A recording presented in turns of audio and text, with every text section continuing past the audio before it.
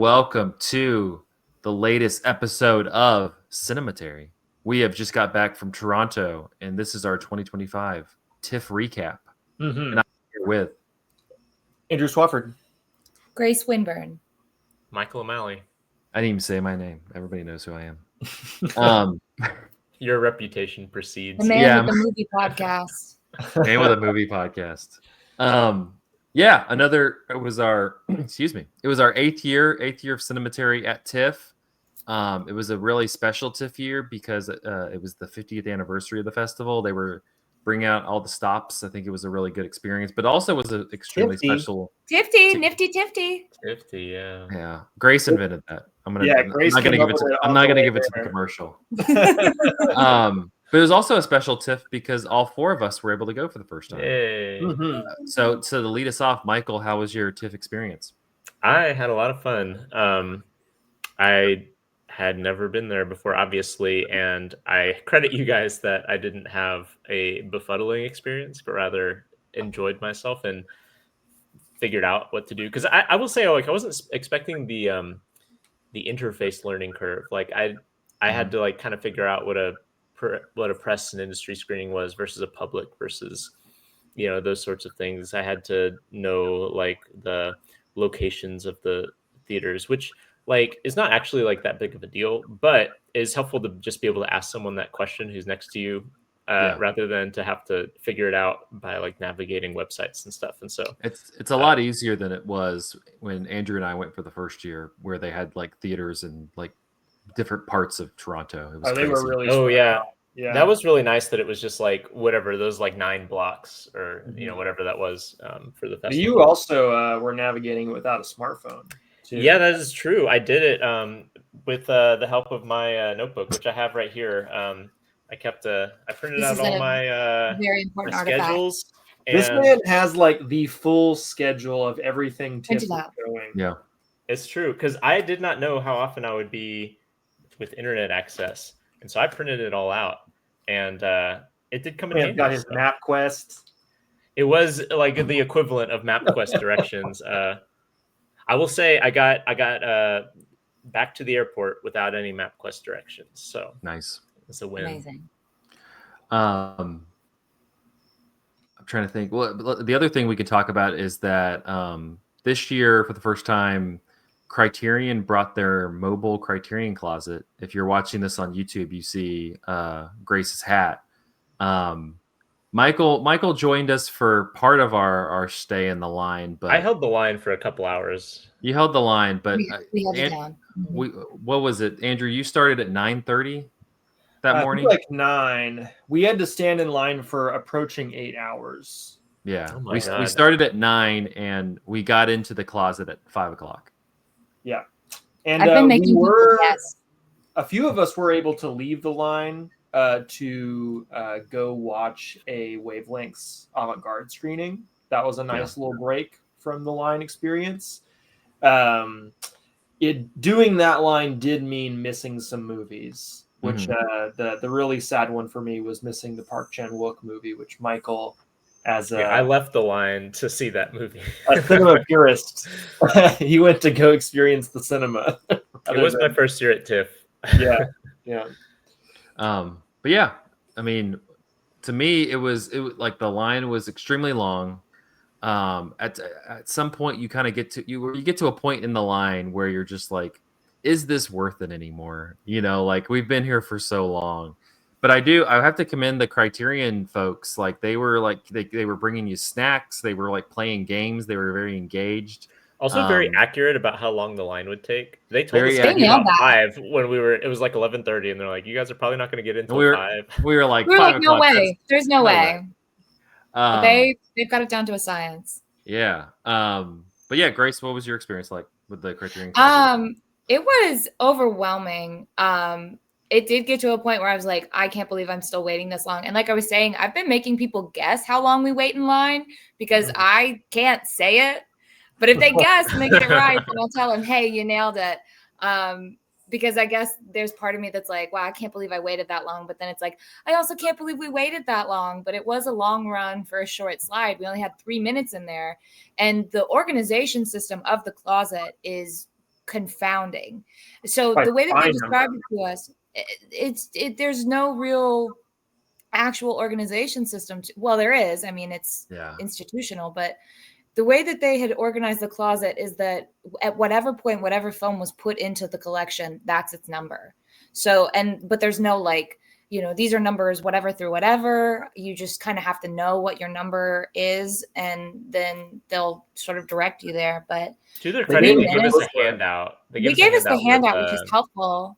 But it's like, okay, so Mildred Pierce was like 880 something, but I don't really know where that is in relation. You just kind of have to find like a guide number and go for it. But and also you get in there, and I blacked out. Like I don't remember did too. anything. Took our breath away. You check the little sheet, and you're like, I'm ready, and then you get in there, and you see just the breadth of all the movies in there, and you're just like, I'm overwhelmed. And so like if you watch the video, like we kind of get started, and then it's just like we like go into like movie mode of like finding stuff. Grace was the only one who had the like foresight to like go, we should probably talk. Like we should talk during, because I thought about how like some of the all the other people they get a chance to talk during. They're like, oh, this one's great, while they're pulling, and just to sort of like mood music while you guys are finding yours, and that worked great because then it came time to you guys to discuss your picks, and it wasn't just total silence for a minute and a half while we like are scampering around trying to find stuff. But it was just overwhelming, and it absolutely like took my breath away. And it's one of those experiences that I certainly don't regret, and I don't think I ever will. No. Yeah, and then we got our Polaroid. Grace, what were your 3 picks? Oh, the red shoes. That was very essential. That has changed a lot for me. And then Mildred Pierce, because out of the series that we did that I put together for Betty Davis and Joan Crawford, that was my favorite out of all 4. And I still think about it. I've checked it out from the library since, just for a rewatch. So it's really nice to own it now. And then I picked Female Trouble, which is actually a John Waters that I haven't seen. And so now I own it. But like the other John Waters that I've seen, I've also checked out from the library, and I'm content to leave those there and pick them up when I can. But it would be nice to own one. And I think that this should be the one. Don't have to go to f.movies.com anymore. No more f.movies. No more f movies. Yeah. The 3 I picked were Cairo Station, which I watched for the first time a number of months ago and really enjoyed. It's this Egyptian thriller that like starts out as I talked about it on the podcast, but it starts out as like almost like an Egyptian new wave, like neo-realist movie, and then like shifts into this crazy thriller that I was not expecting. I got Portrait of a Lady on Fire, which I've watched since I got back. It was good to get that just because it was a movie that we saw at TIFF and had a really like memorable experience. I remember watching that for the first time. And then Night Moves, which I saw a couple months back with Gene Hackman, which has been one of my favorites that I've seen over the last year or so. But Andrew, what about you? I decided to just get movies that we had seen premiere at TIFF, because there have been several TIFF premieres that have made it into the Criterion Collection in the last couple of years. My number one priority would have been Portrait of a Lady on Fire, because I think that's maybe the best movie that we've seen at TIFF. But I already own that one, so I didn't get it. So I instead got Moon Age Daydream, the documentary at David Bowie, extremely psychedelic. I'm looking forward to rewatching that. I got No Bears by Jafar Panahi, which I think Zach and I saw the same day as Moon Age Daydream, if I'm remembering correctly. What a day. And we actually saw Jafar Panahi's newest movie. It was Just an Accident at the festival this year. Maybe we'll have time to talk about that later. And then I got Anora, which is probably my favorite Sean Baker movie. Very much enjoyed getting the chance to watch that at the festival last year, and was cool to see it so warmly received by the general public to the point where it like won Best Picture. Yeah, it's crazy. Yeah. Did that win People's Choice? No, it was Life of Chuck. Life of Chuck. It was Life of Chuck. People's Choice. What a dumb award. People don't always make Do we know who won this year? We do. It was Hamnet. By Chloe Zhao. which you saw. I did see it. Yeah. Yeah. Curious to hear your thoughts. Little tease for later. We'll talk about that one. Let's jump in the movies that we saw. We're gonna do three out of the 4 people have seen, or 1 that we all saw, and then 2 that 3 out of the 4 people have seen, and then we're gonna jump into each of us has picked out 3 movies to kind of highlight from the experience. But as always, we'll have a written component. It'll probably come out later this year. That'll encompass all the movies that we saw during the festival. But let's kick it off with one that I feel like it's coming out honestly less than a month from now, and I think is good. I think we all agree is going to be a nice, like, crowd pleasing and a good movie that you can recommend to people, and that is Roofman, which comes from the director Derek Cianfrance, who made Place Beyond the Pines, Blue Valentine. It stars Channing Tatum. I know a lot about this movie because I wrote a bunch about it for the Charlotte Observer. It's a story that's based out of Charlotte, and they filmed the majority, or actually all of the movie there. And you got to interview the director and the screenwriter. We got to interview the director. Grace helped me and did a great job joining that whole. I think I forgot to send y'all the picture of me in the director's chair talking that Grace. So cool. Very official, professional. They had cameras and a lighting crew, and they're like, let's get playback. And they made Zach. What was it? They like. I had to do like a scene set. I was like, Zach Dennis, Charlotte Observer. Leonard Maltin Part 2. That's what I was going for. Yeah, obviously. Roofman, though, it stars Channing Tatum and Kirsten Dunst. It's a true story. There was a guy who was arrested. He was robbing McDonald's and other fast food places by breaking in through the roof, and then robbing the fast food joint in the morning as the staff came in. But he was notoriously nice. Like, people didn't have any. They were never like threatened by him necessarily. They were always like, he was kind of a kind robber. But it catches up with him. He's arrested. He goes to jail. But then a few years after, he breaks out of jail and escapes to Charlotte, where he hides in a Toys R Us, because this takes place in 2005. And he hides in a Toys R Us and strikes up a relationship with a woman who works at the store and begins going to her church, and like creates this whole little life for himself before naturally things start kind of closing in on him. I really enjoyed it, outside of like having to watch this for work and talk about it in that capacity. I really think I thought it was a really enjoyable movie. His other movies are very like serious, dour, dramatic, like thrillers that like really don't have any like fun moments. And I was reading through the transcript of the interview we did. He talked a little bit about how like he wanted to find something that wasn't necessarily that. Like, he wanted to find something that was a little bit more lively and attached to the story. Honestly, I thought like Channing Tatum's really good in this movie. I think it's one of his better performances. Kirsten Dunst is great.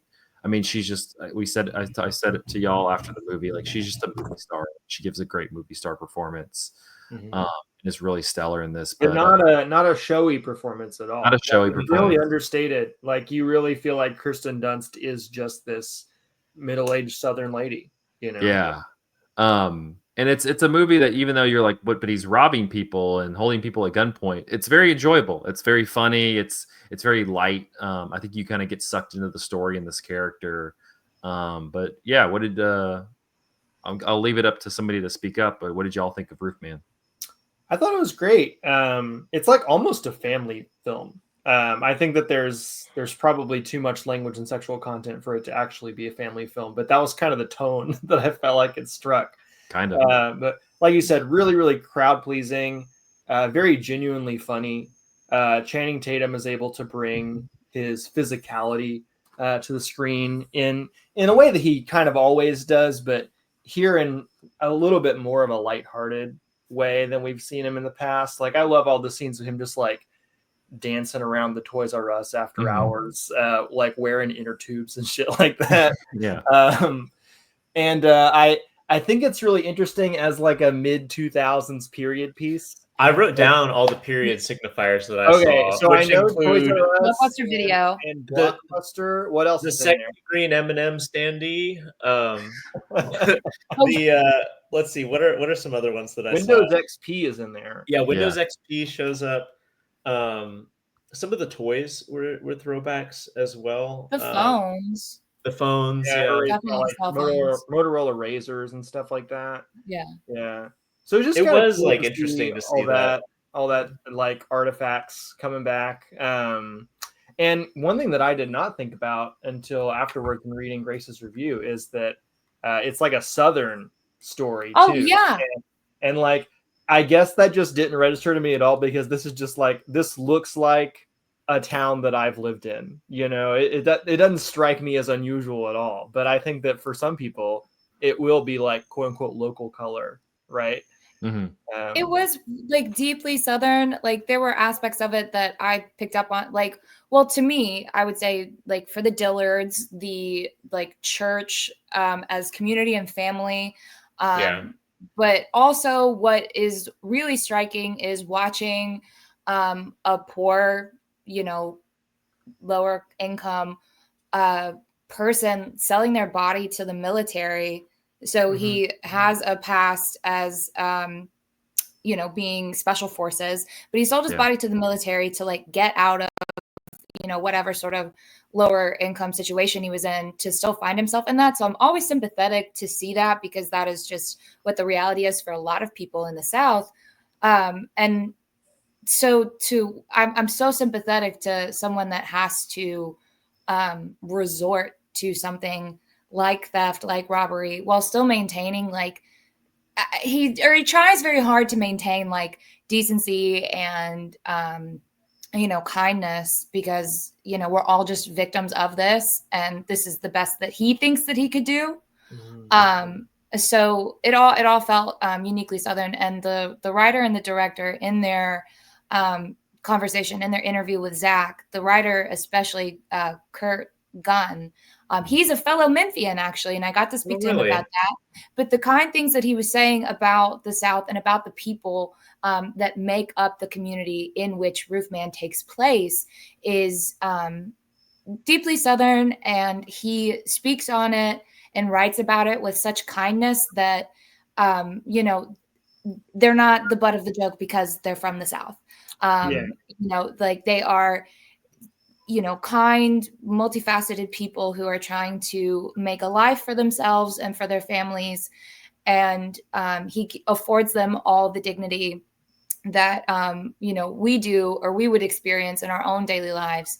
And so that to me, you know, just added another layer onto this film of why I liked it so much, beyond it just being funny, well-directed, well-acted, and interesting, compelling. Like, Zach, when you're giving the description of the film, doesn't that sound ridiculous? He hides out. He makes a new little cell for himself inside the Toys R Us, and is like wearing kids' shoes and living off peanut M&Ms. Yeah, there is like an interesting reversal though, because then he sets up his own surveillance cameras and can kind of like surveil the Toys R Us, which is kind of a fun thing because he understands like Kirsten Dunst's character's like employment situation better than like she thinks he does, and so, you know, there's like that aspect. Well, he's with the government. Also, we should maybe briefly mention Peter Dinklage as the manager. The terrible boss, the terrible Toys R Us manager. What a guy. Yeah, I think Kirsten Dunst's character is really interesting too, because at one point it's revealed that she has a master's degree, but she's like working at a Toys R Us, you know, has 2 kids. And I think that she has maybe taken maybe the opposite, not the opposite approach, but like a parallel approach to like Channing Tatum's character, who has done, you know, what are fairly radical things to make ends meet, whereas she seems to be extraordinarily cautious with like how she is trying to make ends meet. And has realistic. Yeah, realistic like, for sure. Get a shitty job and you just work that job that works with your hours. Right. In fact, like as things like as the general public starts to like notice things are awry at this Toys R Us, she keeps coming into work despite like people telling her not to, because they're like, you know, that Toys R Us probably isn't safe and whatever. And she keeps going because like, what is she going to do? I think the first scene we see of her in the movie is her arguing about her hours with Peter Dinklage because she needs time off because her custody situation has changed with her kids. And she needs certain days off that initially she hadn't said she needed off. And so just there is like that, to your point, Grace, like that very like grounded, you know, what everyday people, just the kind of everyday like indignities and everyday you know, struggles and strengths that people have to have, I think are pretty well represented in this movie. And it's not a movie that really announces itself as being like about capitalism, but I think you can read it that way. I mean, and this is also partially just kind of an accident of the true story that he spends all this time in a Toys R Us, an institution that has not survived the the current era of capitalism. They also go to Red Lobster, which isn't Red Lobster dead as well? No, they're under new management. They're under management. Yeah. I thought they died. They don't show it in the movie, but he moved from Toys R Us and moved into an abandoned Circuit City. So like there's another. Oh man, that would be even better. That would especially with the surveillance tapes. Yeah. Oh man. Well, Roofman, it's coming out on October 10th. Like I said, I really recommend, you know, catching this when it's in theaters. I hope it does pretty well. It deserves it. I think it'll trick people by title. They hear Roofman and they're like, "Oh, superhero, I should go." And then they play around with that a little bit. They do, yeah. Yeah. He has the power of 10 roofs. He jumps at roofs in a single bound. All right, the next movie I wanted to talk about. I know Andrew, Michael, and I saw it, and that is the latest movie from a director we're fond of, Sophie Ramvari. Andrew, do you want to take a stab at kind of introducing Blue Heron? Ooh, I'll do my best. I'll preface this by saying that this was my favorite movie of the festival. Same. I think that is true about Zach and Michael as well. And it's a very emotionally charged movie, so difficult to talk about. But I will say real quickly that Grace, I wish you were able to see this. I'm curious to hear your reaction to this. I think you would really like it. Yeah, you would. Well, I'll listen and I'll give feelings, but yeah, I'm really excited that you guys saw it. Well, this is a very autobiographical story. It is about Sophie Ramvari's childhood, but she's not really the main character. It's kind of an ensemble piece, focusing on her entire family, which is her mother and her stepfather, and she has 2 younger siblings, I believe, and then one significantly older brother who is the main focal point of the movie. He's like 16, 15, 16. 15, Can I ask 16. a clarifying question, though? Yeah. I thought the parents were the biological parents of the younger children, and the brother was the only one for whom it was the father. Was I think you're right about that, actually. Correct. I think that, the dad she's living with is her dad, but her older brother, it's a different another dad. Yeah. And her older brother, at one point is discussed as potentially having like oppositional defiant syndrome, or oppositional defiant disorder is the term. And there are scenes that are just like you watching him silently disobey orders, like continually like throwing a basketball against the side of a house where his stepdad is on the other side of the wall trying to work and things like that. And so it's a movie about this very tense and fraught domestic situation where everyone is aware that something is wrong in the house and is getting subtly worse, and nobody really knows what to do about it. And I feel like that description of the plot of the movie really fails to capture what is beautiful about this movie, which is like almost exclusively the craft of the thing. Mm-hmm. Like and I don't even know if I have words for that either. It's just like, it feels like everything is captured at such an interesting and unexpected angle. The way that the movie is edited together is really unconventional, and by the end kind of like breaks the reality that you feel as though you've been living in the movie.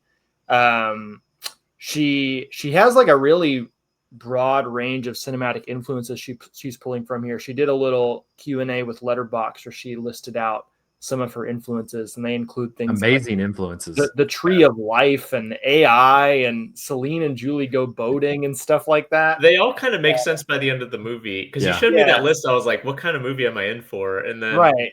but Like, it is just kind of a domestic drama, but there's a lot of other stuff going on in it too. Well, and the pieces she draws from those movies of influence are maybe not the pieces you would think. So like when I see Tree of Life, I'm like, oh shit, this is going to be like some cosmic whatever.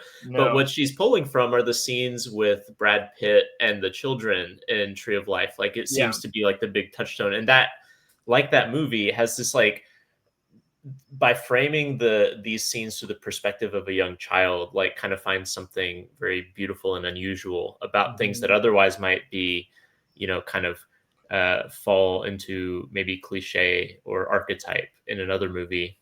And it's kind of a movie about filmmaking, or like capturing your own life in art. Her father is, I'm not really sure what her father does occupation wise, but like you see him kind of playing around with a home movie camera and taking photographs on a big DSLR and like showing his kids how to develop them in a dark room. And you get the sense that this is kind of a love letter to like Sophia Ramvari discovering how to document her own life on film, which her own personal life has been the subject of all of the short form work that she's done, or most of the short form work she's done up to this point. I love her movie Still Processing, which is in many ways related to this movie. And I don't want to say too much about it without giving away kind of a twist here, but it is about her kind of like going through old photographs and video from her childhood and like speaking on it in the moment.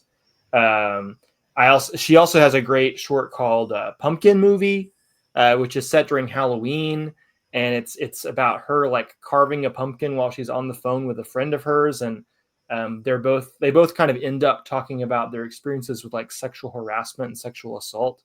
And so it's like kind of about horror, but in a way that's like put in the context of like a very loving conversation between friends. Like she always finds ways to explore heavy emotional topics in kind of a unique cinematic format. I think that's a good like touchstone for people as we're describing this movie. Like that kind of sensation is like what Blue Heron is. Like it's talking about a lot of like really difficult. There's a lot of scenes that are just really hard to watch and uncomfortable, but like you never feel like she's just kind of leaving you in this really hurtful space. Like she always is able to kind of like, you feel like guided through. Like she's able to couch it in a way that like you're still finding these like really beautiful fragments among these really hard memories. And I think by the end of it, you just kind of emotionally swell over, because it doesn't feel like, it's not something where you just exhale and you're like, man, I like survived this thing. It's very much like you feel like you went on a journey and like took something from this in a really powerful way that really moves you by the end. Yeah, you feel like you're in very good hands, like from the filmmaker, like you can trust that she will kind of, like you said, guide you through the experience. And yeah, it's really, really beautiful. And like the way that she uses music too is like so like emotionally evocative. Like we were talking walking out of the theater, me and Michael, about she uses this Brian Eno piece from the For All Apollo, Mankind movie. For All Mankind, which has like been used in untold numbers of movies. It was in 28 Days Later. But like it just works so well the way that she uses it here. Also, a lot of the music is diegetic as well, Yes. because the father will play music from his computer, and it's all just like random stuff. Like at one point, he plays a King Crimson track. Other times, it's just like instrumental pieces that I don't know what they are. But like there's an instrumental cover of Kraftwerk's "The Model." Oh right, yeah, that was good.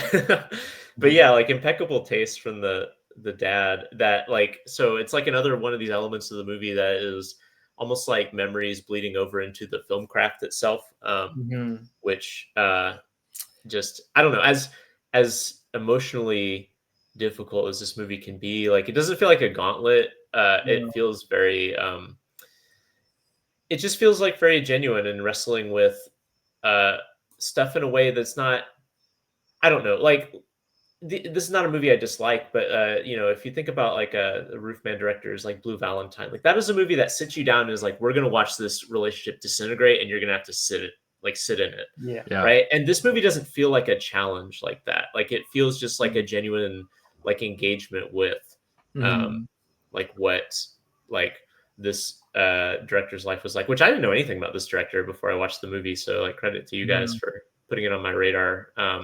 A lot of her short films are on Criterion Channel. Yeah, I would like to watch the rest of them because this was my favorite of the festival for sure, and I found it very moving. She and I share some kind of biographical details. I had a brother who had similar behaviors, not as extreme as like what ends up being in this movie, but like some of the stuff was like very recognizable. Like there's a scene where they're like playing on a beach, and they are like, one of the kids builds a castle. And the brother comes up and I'm like, he's going to step on this castle just because. And like, he like pretends like he's going to just to get a rise out of the kids and then stops. And like, that is like very familiar to like what I remember like growing up with my brother. There's the other part where they're in the dark room and he just flips on the light just because like, he knows he's not supposed to flip on the light, but like, why not? Yeah.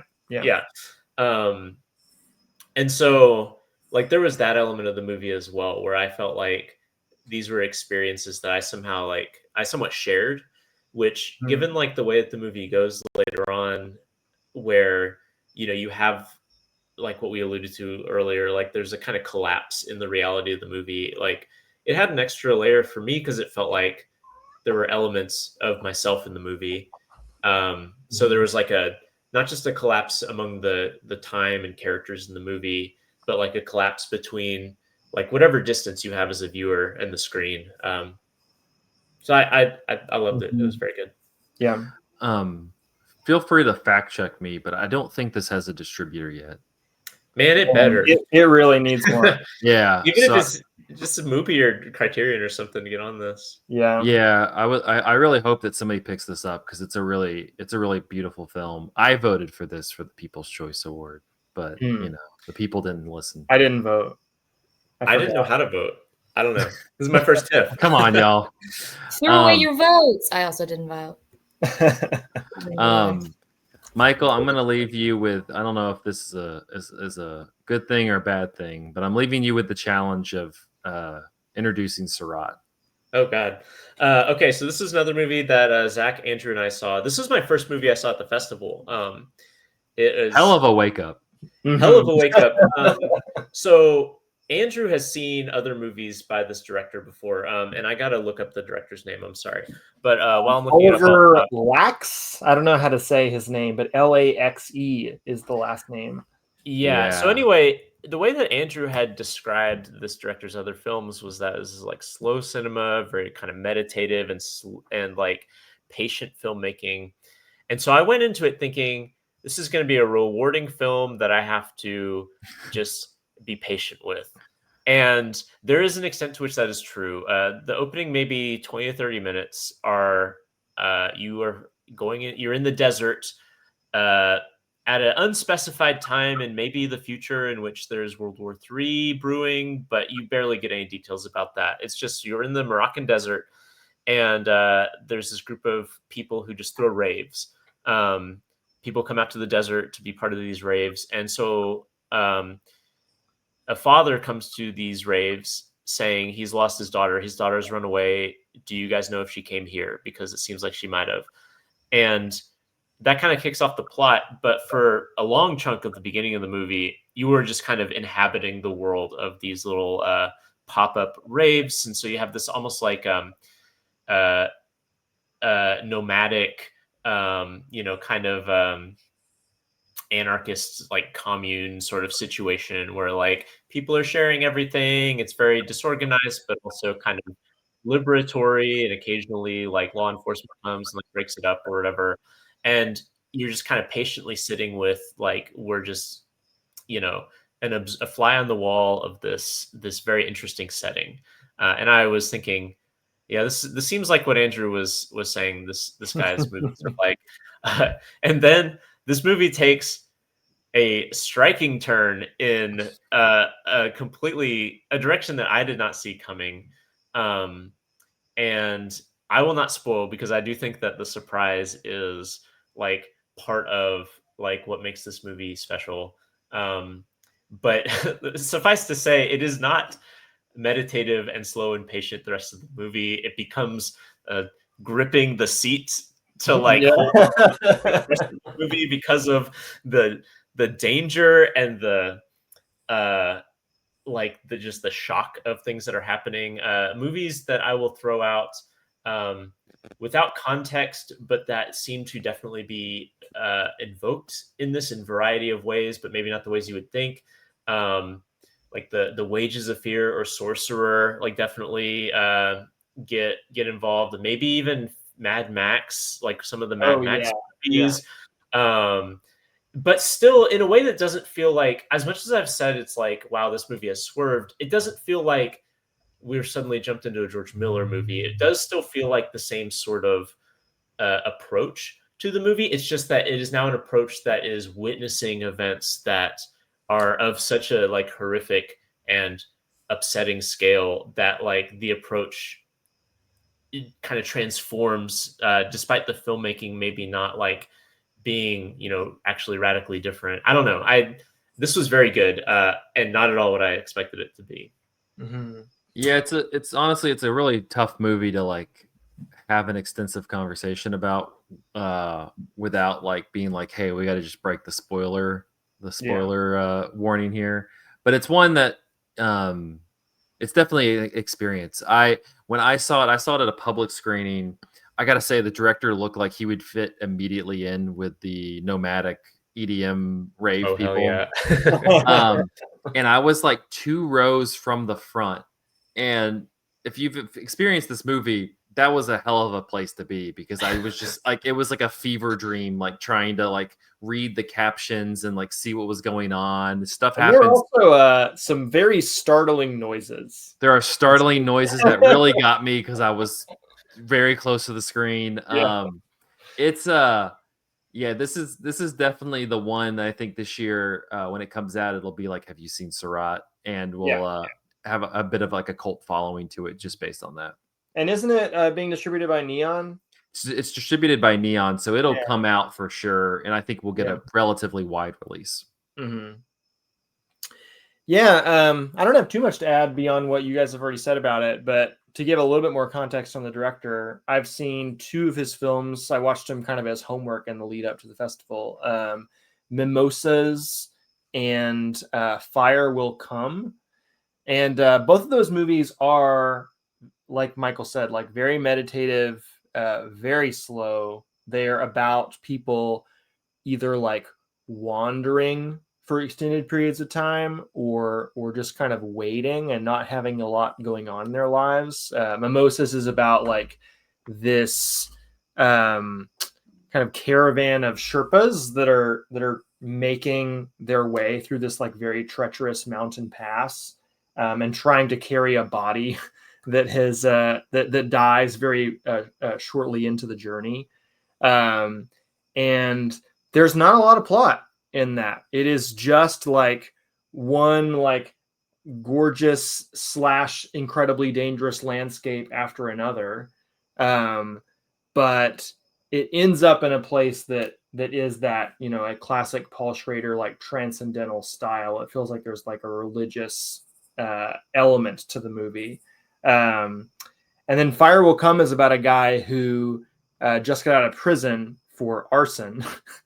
He like burned down a forest, and the whole movie you're waiting like, is he gonna burn down another forest? And I guess this is maybe somewhat of a spoiler. The title is Fire Will Come. There is another fire, but it is kind of left ambiguous as to whether or not that guy did it. And like, there's just not a lot going on in the movie between those two things. So when Surratt does kind of like kick into high gear and become like a very thrilling experience, that was, you know, just as surprising to me as it was to you guys. I also say that movie's pretty thematically interesting, I think, in the way that it deals with the concept of found family, because the dad is searching for a daughter who, like, you get the sense that maybe he has lost her emotionally, you know? Yeah, it like, talks about later on that she's like an adult daughter, so it's not like, you know, he had like a 12-year-old who ran away or something. Right. It seems like this is a daughter who, for one reason or another, doesn't want her father in her life anymore, right? And we also see some pictures of the daughter. It seems like she's like somewhat like gender non-conforming. Maybe there's an element of that in the relationship that kind of goes unspoken.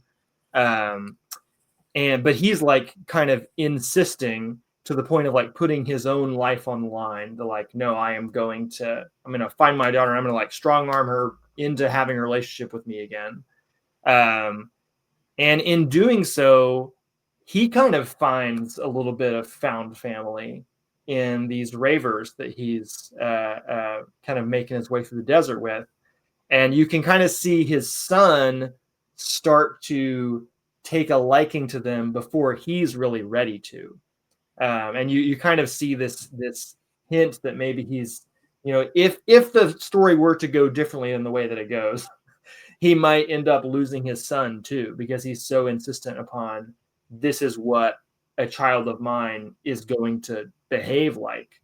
And so it's just kind of an interesting, like, there's a sort of a thematic tension in the movie about like whether or not the dad is going to like just be a little bit more open-minded about I don't know, alternative lifestyles and reasons why people might seek out a non-biological family. Everybody in this little rave caravan is like in some way kind of out of the social norm. Like there are folks who have like lost legs. There are folks who kind of like dress in ways that are not in accordance with their gender. And they're all just kind of like general like punk alt aesthetic folks, right? So I don't know. I thought it was interesting, and it's certainly like cinematically riveting movie. It's also funny. Very funny. Yeah. Very funny. In addition to being the other things we mentioned. It's a movie you're going to want to go see with people and talk about it Yeah. afterwards, because there's so much that we can't get into in this conversation. Yeah, this is not a movie that you're going to want to, I'll wait and like rent it on Apple or something. Like, screw that. Like, you need to go to a theater and have like a full house. Like, it'll be a great experience. The very first scene of this movie is just people silently plugging in speakers to do this first big rave. And there's like such a slow build up to like all the chunk and thunking of like cables going into outlets and stuff. And then when the music starts, like, it's loud, it's big. You're going to want to see it in a theater. Yeah. Incredible music in this movie too, by the way. All by one musician, I believe. And it's definitely a little bit more atmospheric and like haunting sounding than I feel like I would expect at a general EDM rave.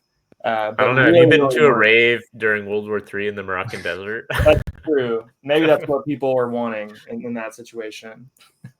Well, yeah, I'll be excited for people to see this when it comes out, probably later this year, early next. Well, let's kick off. Everybody's going to do a rapid fire of 2 or 3 movies that they enjoyed that maybe they saw solo. And Grace, I'm going to kick it off with you.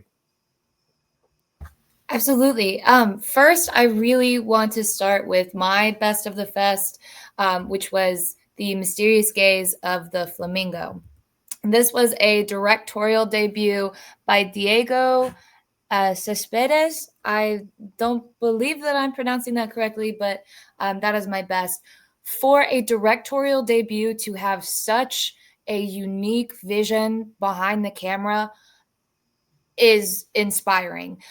This is described to me as a absurdist, surrealist, modern Western, and check every single one of those boxes. It is all of that and then some. This takes place in 1982 in a small, rural, isolated Chilean mining town where there is a mysterious plague that is afflicting the men in this village. The village is populated solely by men that work in the mines, and then there is a small cantina bar cabaret that is run by, and again, this is 1982, transvestite women. These women are performers and they are muses. And they are very interesting and exciting figures during the day, although the men all decide not to look at them during the day because they believe this plague is communicated by sight. And then they are a secret that the men all experience at night. This is told from the perspective of Lydia, this small little girl, who's also the only biological female in the town. She is being raised by this group, this found family. Andrew, you mentioned this beautiful found family of transvestite women who come together to protect themselves and make their own lives, existing in this world that only gives them love in the form of violence and thinly veiled hatred. But as the film goes on, Lydia is trying to uncover the origins of this plague. Her mother is Flamingo. All of the women are named after animals, so they take on these beautiful qualities of the animals that they're named after or for. There becomes something mystical and mythic about this whole legend. As Lydia tries to uncover the secrets of it, she starts to be confronted with the wider world beyond this desert community, this like small oasis that they live in. I bawled my eyes out. Deeply, deeply affecting. I cried my little eyes out at multiple points throughout the film because there's transgender joy, there's transgender love, there is violence, there's a gorgeous wedding, there is moments of being that are so touching and so beautiful throughout that it is so hard to not let this story into your heart. It ends on such a note that is sort of the end of life as we have witnessed it. But again, it's so hard. I don't want to get like swept up in revealing it all, but it was beautiful. That was absolutely the best of the festival for me. I had never seen anything like it, and it's so touching to watch these stories and to see them acted with like such care and real substance and flair, and it was absolutely wonderful. I wish you guys had been able to see it with me, but I'm very glad that I got to see it myself and experience it solo because it was one that was so affecting. I had 2 other very expecting, film going experiences. This was such a deeply moving TIFF for me. The other film that I saw was If I Had Legs, I'd Kick You.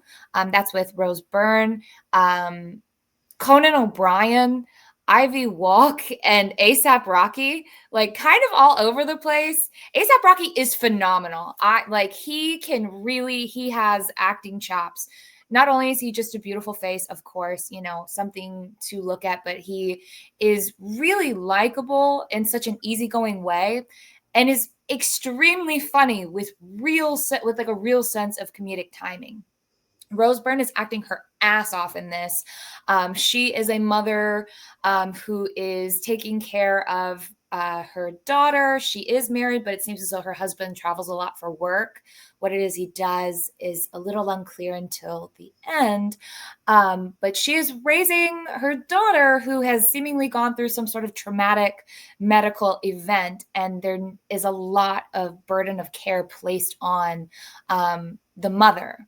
I don't know what her name is. I don't even think that she has a name throughout, which is another layer of discomfort and also a point of, a question of her identity. Like, who is she?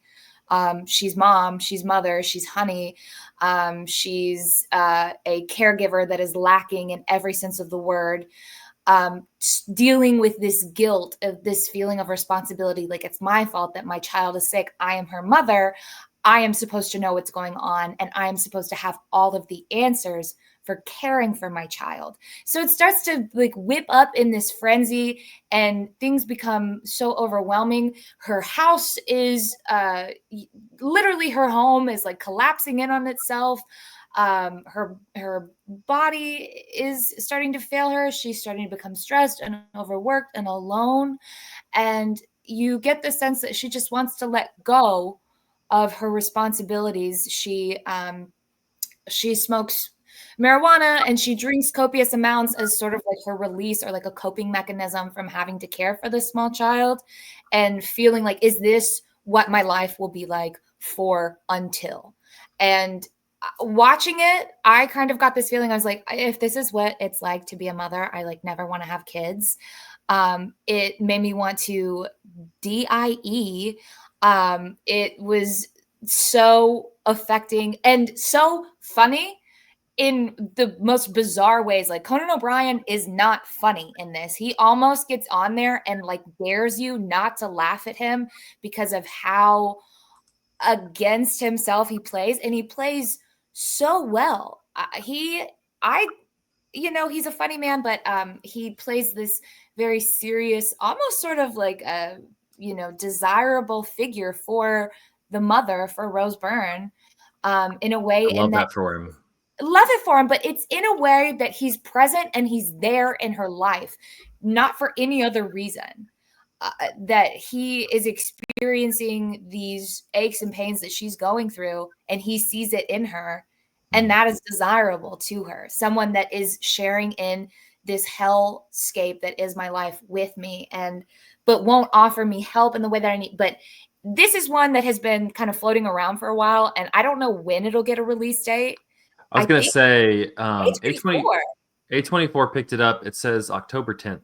So oh, fabulous. Okay, because I know it went out around Sundance, and I heard something about, or maybe I made a joke about it being a good Mother's Day film, but that probably wouldn't work. And then the last one, I promise the last one, I had a really special experience with. This one was the directorial debut for John Early, Maddie's Secret.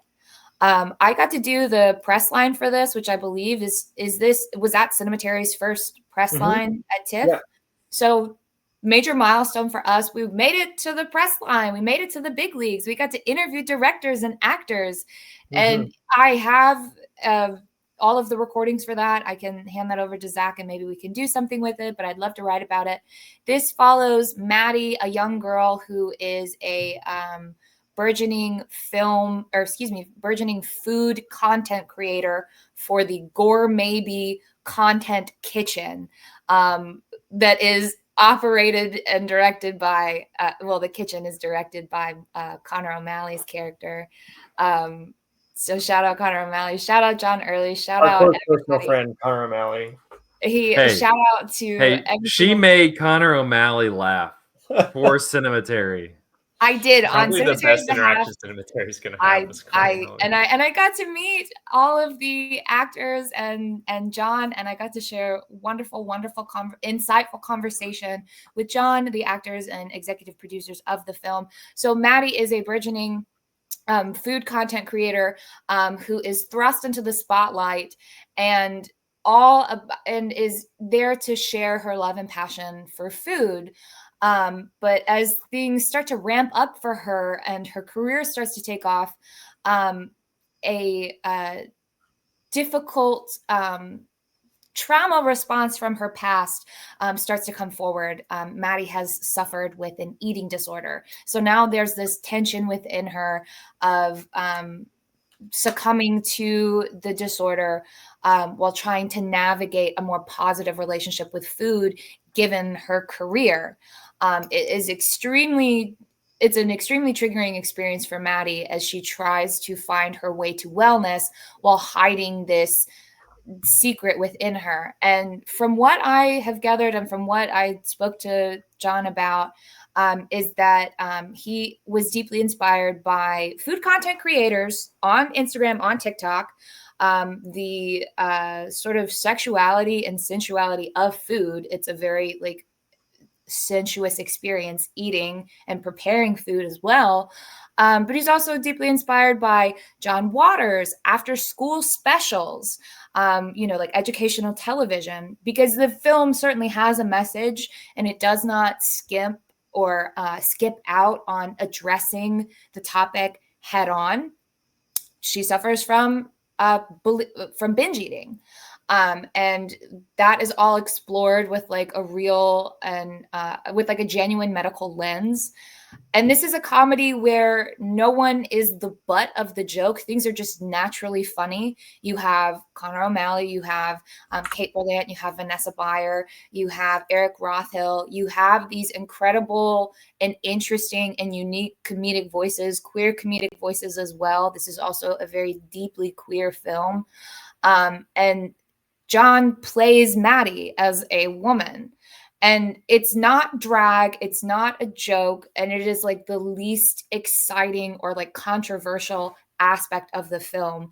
He plays Maddie with the utmost respect and takes it all so seriously and is so believable and likable as Maddie that the rest of the film just sort of unfolds for you and you're able to access an aspect of this film that if you're stuck saying like, well, why is he playing a girl? You're never going to get it.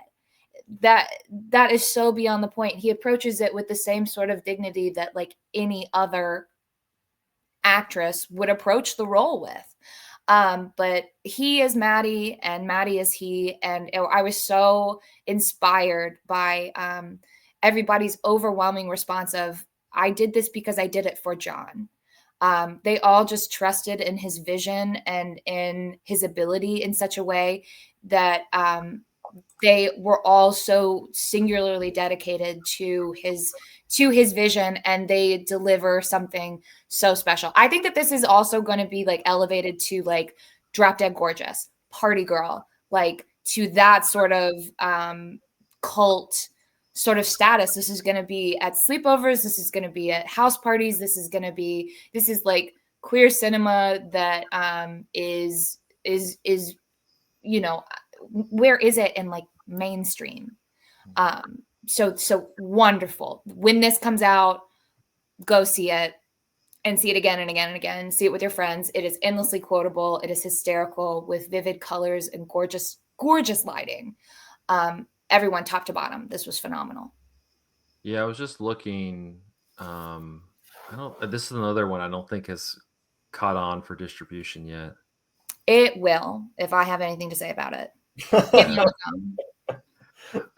Yeah, hopefully it does. I mean, you've got a cast with names that John Early's people know who John Early is. I think this would be something that maybe pops up somewhere for sure.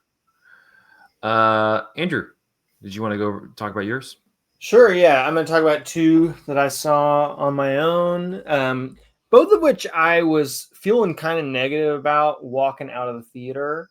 And I'm less negative on them now. I think that part of the film or the festival going experience involves like having your endurance and stamina tested a little bit. And if you're seeing 3-4 movies a day, if you're like just not super into one of them, I think that you can just feel really irritated by it in a way that maybe the movie doesn't deserve. But the first one I want to talk about is called Sacrifice.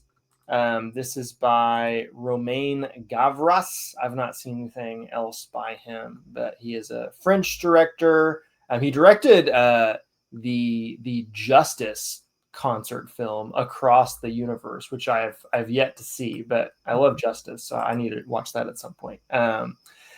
But this movie has quite a cast. It stars Chris Evans and Anya Taylor-Joy.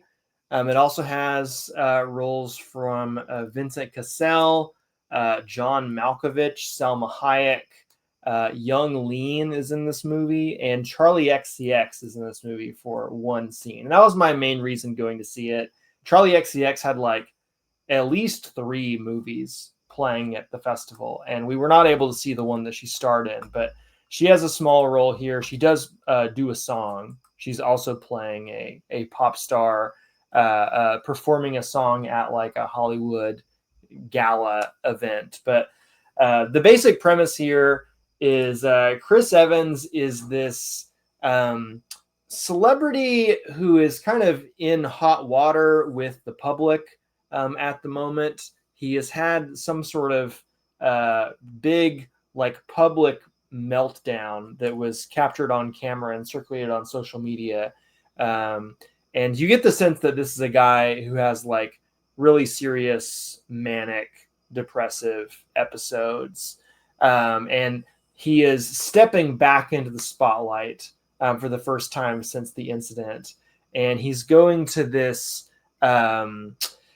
like, I don't even know what the term for it would be, but it's like an environmental activist event that he's going to. Vincent Cassel plays this like big corporate business tech mogul guy who is attempting to like solve the energy crisis with this new energy source that he's found like deep in the bottom of the sea. And so he thinks that we should be like mining the ocean for this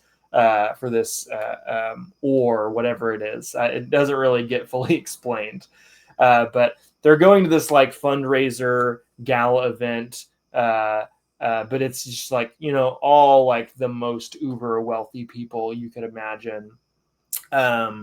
Chris Evans makes a bit of a fool of himself, but right before a larger event happens, which involves Anya Taylor-Joy, she is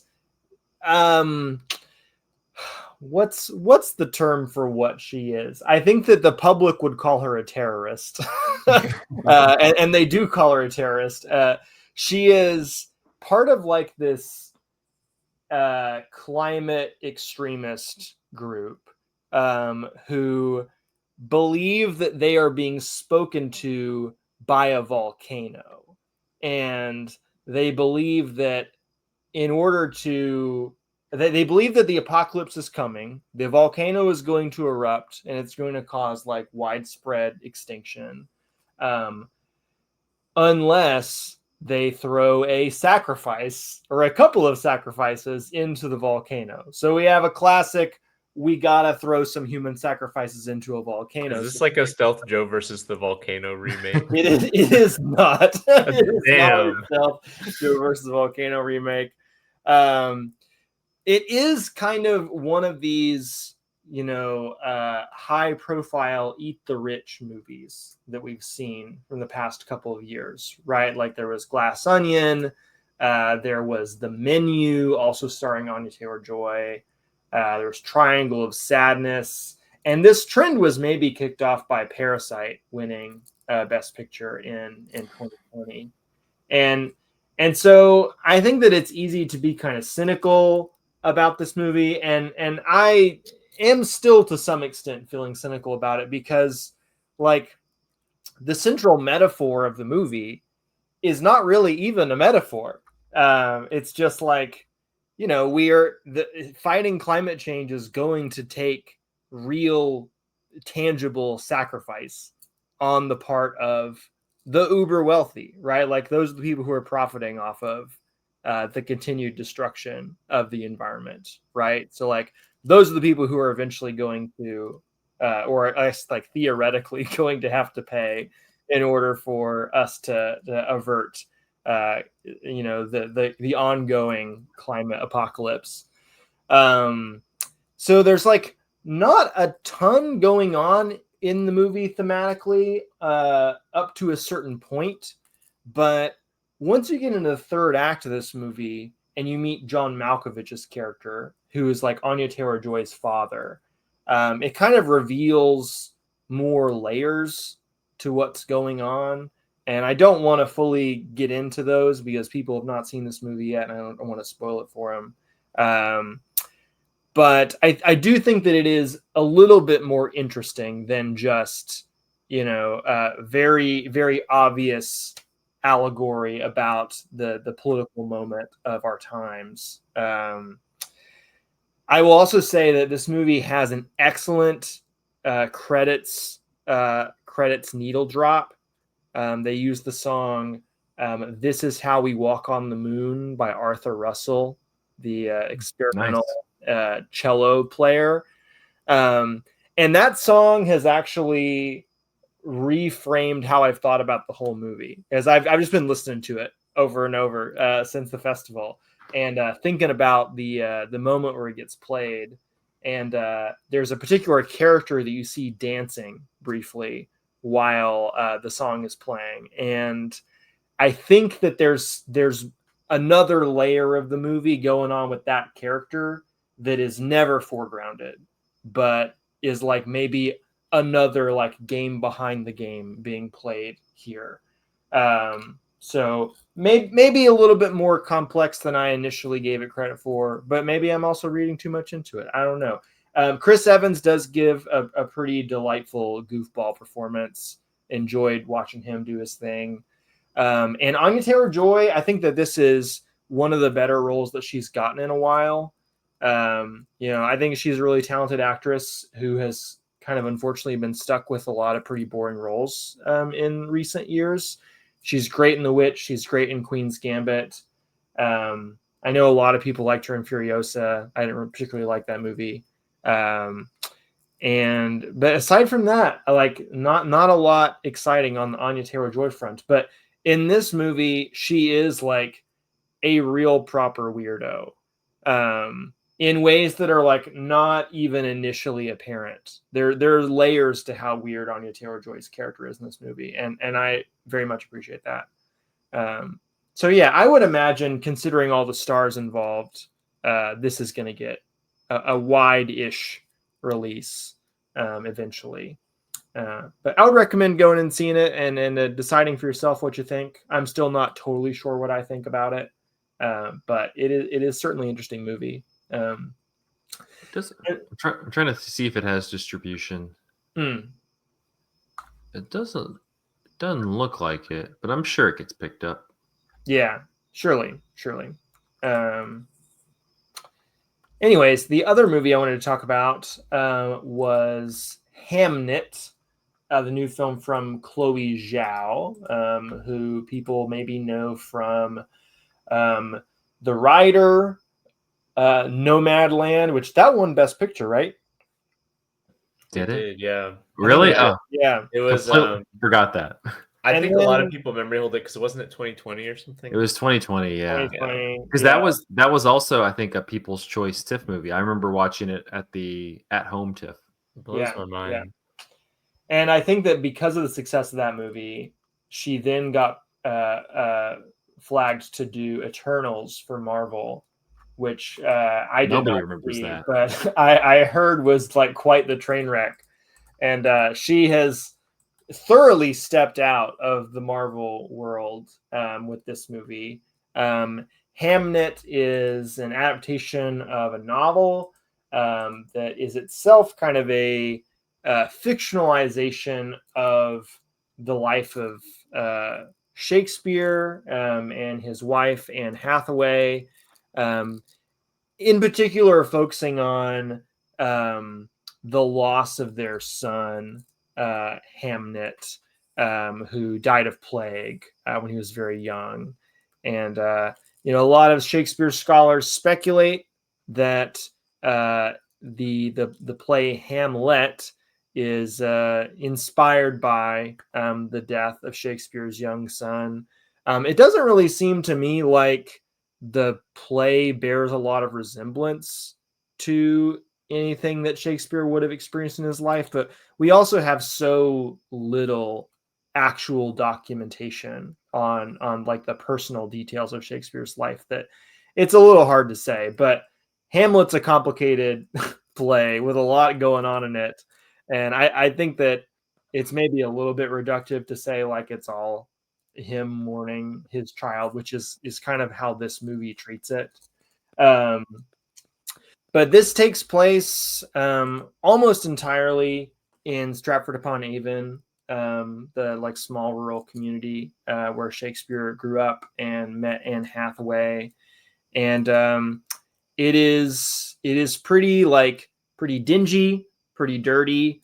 You get the sense that people live like very rustic lives here, and they're presented with a pretty high degree of naturalism. This is not a movie with like I don't know, big Hollywood moments in it, really. It is just kind of people living their lives, and you're seeing relationships play out and develop somewhat naturally. And so the arc of the movie is mostly Shakespeare meeting Anne Hathaway, falling in love, getting married, having children, moving away to pursue a life in the theater, and then losing a child. Him and Anne Hathaway kind of like grieving separately, living in different cities, and then culminates in a performance of Hamlet, which his wife goes and sees. I should also mention who's playing Shakespeare and Anne Hathaway here. Paul Mescal plays Shakespeare, and I think does a pretty good job, though I have questions about the script because Paul Mescal's Shakespeare, and this is maybe just kind of a reflection of the source material it's pulled from, but not a man who has a way with words, really. Like, he's a very soft-spoken, quiet guy who, like, when pressed to express his love to Anne Hathaway, like, really struggles to find the words for much of anything. And so it's, I'm sure that that's kind of an intentional tension that exists in the movie. This guy who, like, is just like so historically renowned for, having all these incredibly poetic ways of describing just about anything, just really doesn't do that in his own personal life. And maybe that's true. I can definitely, there's an extent to which I can relate to that. Like I feel like I'm so much better with words when I'm writing than when I am asked to speak to people, especially in social situations. But I did feel like I wanted more from the movie linguistically than I got. But the Anne Hathaway character is played by Jessie Buckley, who I think gives a really, really moving performance. I think that she's the one who is like acting her grief a little bit more overtly than you see from Paul Mescal. And really the culminating scene of the movie is like her just kind of watching Hamlet be acted out. And you kind of see her go through this roller coaster of emotions as she is at first kind of like resistant to the whole concept of the play, which she dismisses as like having nothing to do with her son. Why is this play named after my son? And then you kind of see her slowly get swept up in it and end up having like a very emotional experience with the play. And we also see Paul Mescal's Shakespeare acting in the play as the ghost, Hamlet Senior. And we know that Shakespeare did act in his own plays. There's not a lot of documentation on which parts that he played, but it's cool to think about Shakespeare playing the ghost in Hamlet. And so, yeah, it is a movie that is really trying to pull your heartstrings. It is trying to get you to cry. And when I walked out of the theater, it seemed like basically everybody in there was crying. It did not move me in that way. Maybe I was just like over intellectualizing it as a person who's taught a lot of Shakespeare in my day. But I did not find myself getting like swept up in it emotionally as it like so obviously wants me to be. And maybe that's a me problem, maybe that's a movie problem, but it definitely worked for the majority of people. It won the People's Choice Award at TIFF, which is often an indicator that a movie will be at least a front runner for Best Picture at the Oscars. So I think this is a movie that will get a wide release and will probably be a big topic of conversation later in the year. Yeah, I was gonna say Steven Spielberg is a producer on this, and wow. and it's being distributed by Amblin, so it looks like November 27th of this year is when it comes out. Yeah, that's my birthday. Yeah. That's Thanksgiving. Okay. Happy birthday to you! Wow. Thank you. I turned 30. Nice. Welcome to the club. Outlived Hamnet. Yeah. Damn. Club, poor kid. Yeah. I will also briefly mention that this movie has a score by Max Richter. The great like neoclassical ambient composer. And that I think is maybe the best aspect of the movie for me. I think the music is really, really beautiful. So maybe another one that would be good to see on a big screen, kind of get swept up in the melodrama of it.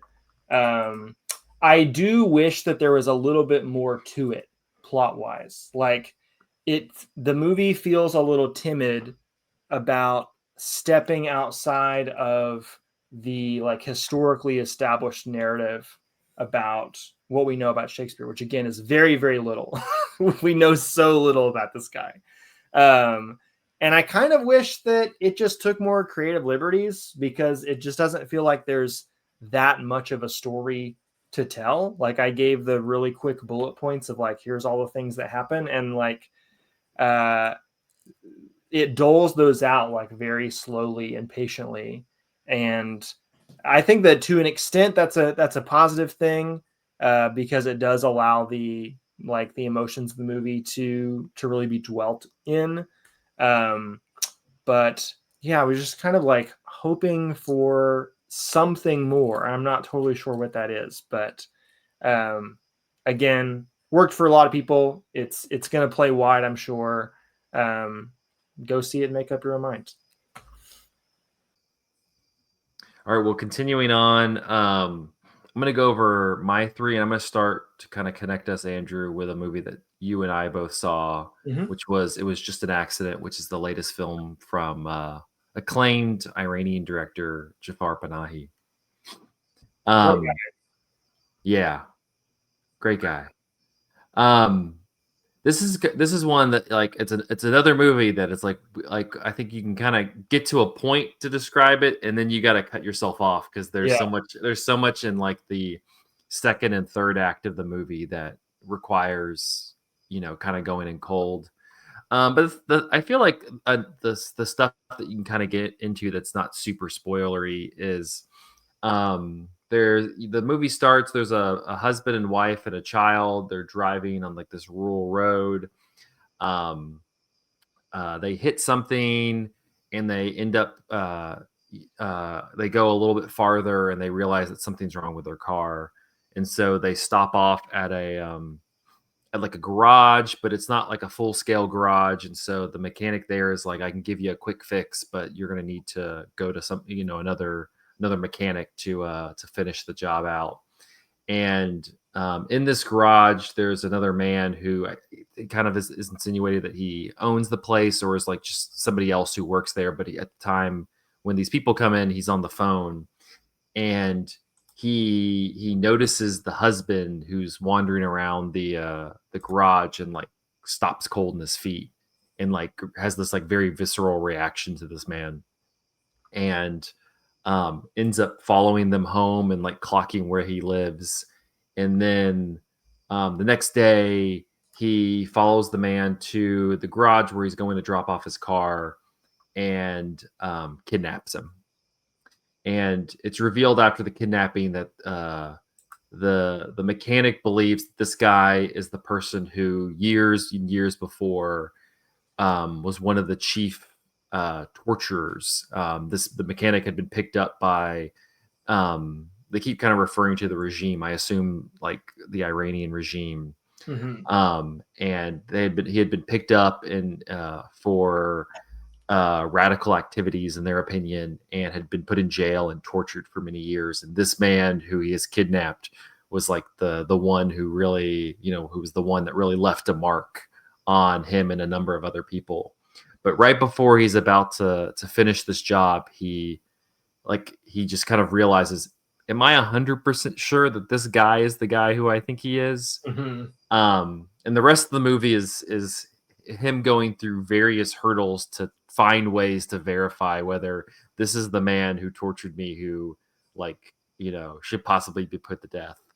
And becomes this very much this morality play, which kind of seems like a very different direction. This is more of like a straight like thriller than different direction for Jafar Panahi. It's a straight thriller, but not just a thriller either. It's like a comedy.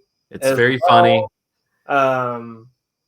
It's kind of modulating a lot of tones. Yeah, and yeah, it is, and it's one that you kind of forget this premise that I've laid out. You kind of forget about it to a degree through a lot of the second act, because he just goes in all these different directions, and more people begin to like come on board, and it really for a while it becomes this ensemble comedy of these people trying to like come to this conclusion. I really enjoyed it. It's one that I think keeps you, similar to what we were talking about with Surat, where it kind of has this baseline plot line and then goes in various directions. I think it keeps you incredibly engaged the entire time. I think it's one where I think you're kind of like, is there like a resolution? Is there any ambiguity? Like, is that, they come to a conclusion, and it's not, they do I think that you feel satisfied by where the movie ends.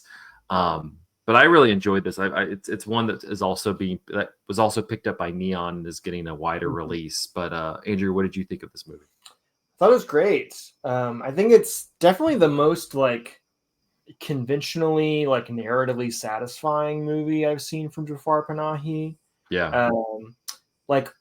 Everything I've seen by him up to this point has had a very cerebral or sort of structural conceit to it that it wants you to think about very hard, right? This is not a film is him in his apartment describing a movie that he would love to make if he was able to make movies. Taxi is entirely inside a taxi that Jafar Panahi is driving around as a way to kind of surreptitiously make movies. And No Bears is kind of this movie inside a movie, where you see a fictionalized version of Jafar Panahi making a movie while also dealing with this whole other side plot. And this is almost like a Hitchcockian sort of thing, I've captured this guy and I'm gonna murder him, but I need to go check on a bunch of other things first. And gonna go get my gang of accomplices to this murder that he ends up gathering. I need to get second, third, fourth, and fifth sources for this story. Absolutely. This reminds me of me accusing students of using ChatGPT and needing to ask a bunch of other coworkers does it look like ChatGPT to you? But it is still a pretty heavy movie emotionally, even though it is it almost plays out like a farce at times, because like it really explores this idea of like national cultural trauma of living in a state that just can kind of wantonly imprison and torture people under whatever pretense they want to claim, right? And like you get the sense from like all these people that the main character keeps picking up to like get second opinions about this guy, that like this is not an experience that like a small number of people have gone through, right? It feels as though you could just like grab anybody off the street and they could tell you their experiences with the Iranian police state. And it's kind of a movie about how that trauma informs your desire for revenge, and just like your general emotional state and feeling of safety and security in your life.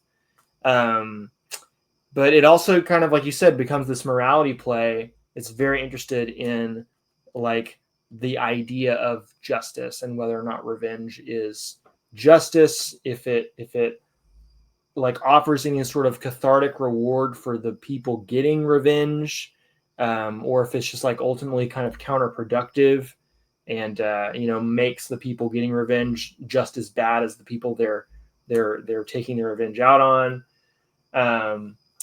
And again, there's stuff in like the back third of this that I really want to talk about but will not. Yeah. But I was really impressed with where this thing ends up landing, because it's kind of like rambly shambly, like wandering all over the place in the middle section of it, and I wasn't sure if it was gonna land in a place that felt, I don't know, True or like powerful. Like Yeah. it almost felt like we were treating the subject matter almost too flippantly about halfway through the movie, but it does like take on this great sense of gravity at the end that I'm actually not I'm not super used to seeing from Jafar Panahi. Like usually it is just this like very like intellectual experience watching his movies, and you're kind of, I don't know, you're having this one kind of like art house cinema experience the entire time, whereas this is playing in a little bit more of a I don't know, an accessible mode. It's not a Hollywood movie, but No. you could kind of mistake it as one just because it is a very accessible movie. Like I think people, they don't have to be like hard deep cinephiles to maybe find some enjoyment out of this. I do think that it would actually be a really good place to start with Jafar Panahi if you've never seen one of his movies. Yeah. So yeah, this huge thumbs up for me. Really, really enjoyed this. Yeah, I think it's coming out probably later this year, early next. Like I said, Neon's picked it up, so hopefully it gets a little bit wider release. And yeah, hopefully it's a nice entry point for a lot of people into Jafar Panahi as a filmmaker. One of the other movies I saw, I went to the world premiere of Wake Up Dead Man, a Knives Out mystery.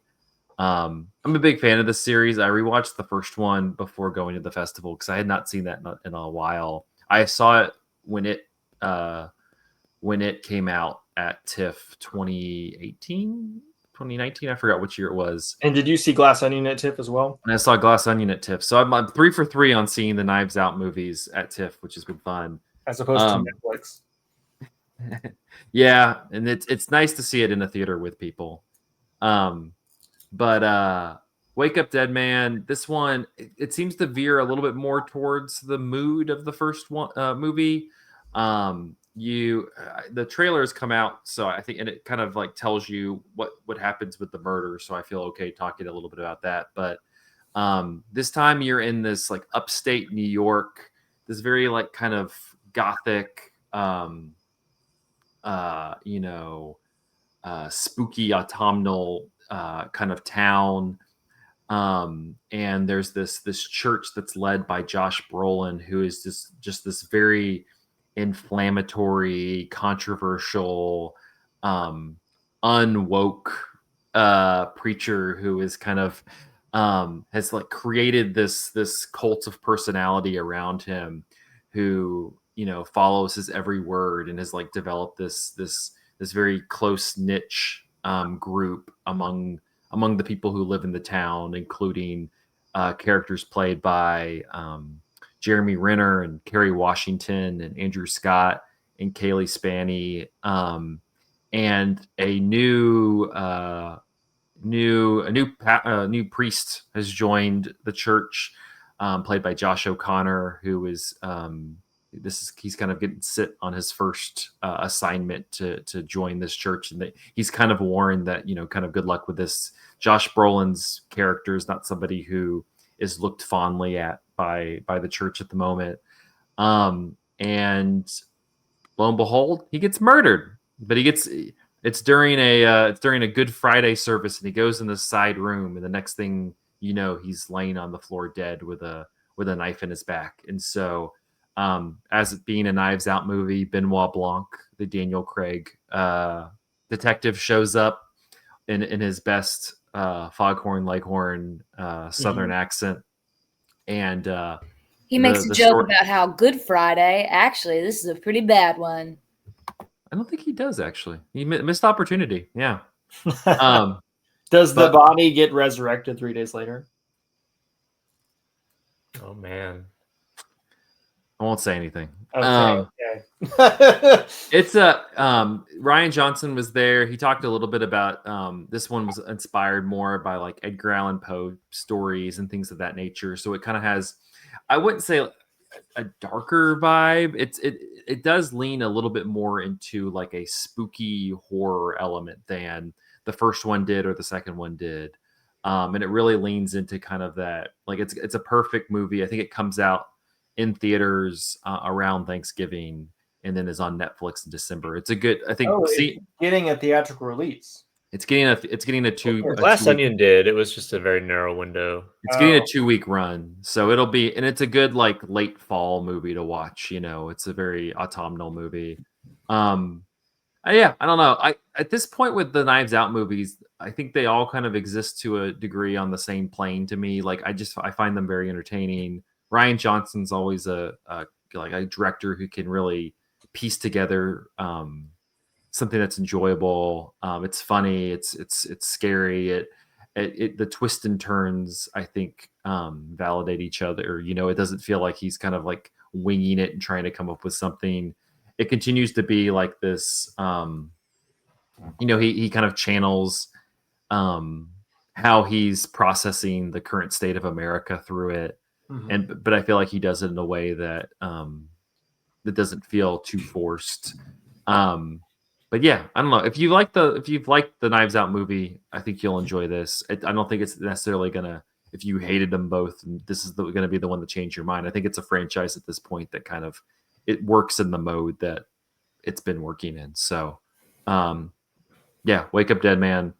Good to see Josh O'Connor in like a much more, kind of a blockbuster movie, like a little bit more blockbuster role after appearing in Challengers and other movies last year. Mm-hmm. And then the last movie I wanted to talk about was the last movie I saw at TIFF, and that is the latest from the ever prodigious Steven Soderbergh. Yeah. And it is The Christophers. I'm happy to report I've liked the movies that they've made together, but I'm happy to report he's taken a break from working with David Koepp. He is not the screenwriter on this movie. The Christophers follows a character played by Ian McKellen, who, I don't know, this might be the best Ian McKellen role in a long time. I saw some people referring to it as the best Ian McKellen role since Gandalf, which I'm sure he's done stuff in between that are good. But I don't remember. I don't know, but like he's extremely good in this movie. He's fantastic. Like he honestly, I don't know when this comes out. He should get Oscar consideration. He's very good in this movie. But he's playing this very enigmatic artist who kind of had a run in like the 60s and 70s and 80s. And his most famous pieces were these series called the Christophers, and they were a series of drawings and paintings that he made about this young man named Christopher, who he was intimate or just very like close with. And the first two series are very heralded. That really was what got his name out there. And then he had like alluded to making a third series of Christopher paintings, but they have not. Nobody's ever seen them. And then he kind of really fell into obscurity. He joined like this. The best way I can describe it is it's like this British reality show that's like American Idol, but for paintings. And becomes like the Simon Cowell for that, where he just spends his time like shitting on art that people have made. And now it's just, why does such a thing not exist in real life? I know it was kind of a fun show when they showed clips from it. But now he's kind of existed in obscurity. He's like, the first time you meet him, he's doing these cameos and he's talking about how much money he can make by doing these cameos. But the real plot of the movie is Michaela Cole plays an art restorer, and she's hired by the two children of the Ian McKellen character, who's played by the woman who was in the TV show Baby Reindeer, and James Corden, which James Corden I was a little concerned about, and then he plays like a shithead's son, and I'm like, they cast James Corden correctly in this movie. They did a good job. And those the kids approach Michaela Cole's character because they want her to become his assistant so that she can secretly restore the final Christopher's series, so that when he dies, they can sell it as like this, this lost series by this famed artist. And so she becomes the assistant in this. And it's a very talky movie. It's a lot of that. You spend a lot of time in like his London penthouse, not penthouse, but like London row house, really like very, antique and natural row house that he lives in. And it's a lot of Michaela Cole's character and Ian McKellen's character kind of going back and forth as these two art figures, as the children kind of like pop in and out. Soderbergh really kind of steps back in this one. He's still directing the hell out of it, and the two performances by Ian McKellen and Michaela Cole are great. But it really is very much like a screenwriting movie. It's really about this kind of repartee between the two characters, and I really enjoyed it. I don't really know what else to kind of say about it. I think Ian McKellen's character is this, he's past his time. He kind of resents it. He's very much, he very much kind of ruminates on how, the art has escaped him, and people don't understand good art anymore.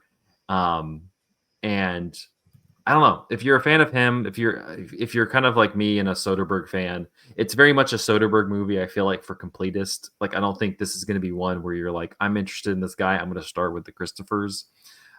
It reminds me a little bit of the movie he did a couple years back with Meryl Streep and Candice Bergen. The Laundromat. Oh, the one on the cruise where they were like cruise, yeah. It reminds me a lot of that. Like it's just this, it's very laid back and like kind of letting these like veteran actors really like play.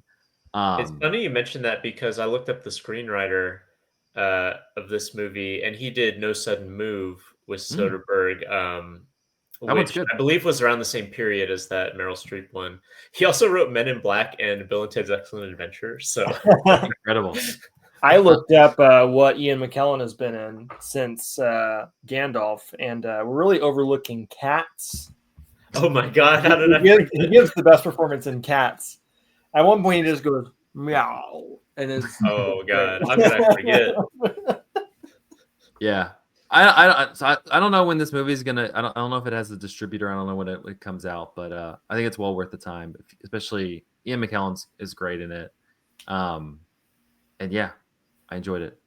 Michael, I'm going to toss it over to you to close us out.